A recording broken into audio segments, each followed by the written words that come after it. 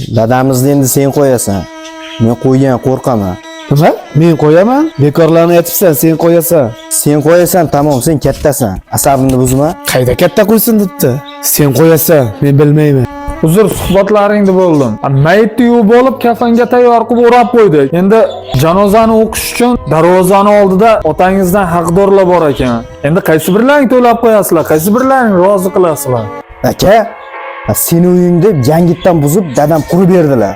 Sen bo'yningga ol, men olmayman. Iye, seni o'qitdilarmi? Ota hovlida qolding, shuncha uy-joylar qoldi. Sen to'laysan. To'laysan, bo'yningga ol. Qayga borsang borib aytaver. Menga qizig'i yo'q. Men ham bo'ynimga olmayman. To'lamayman.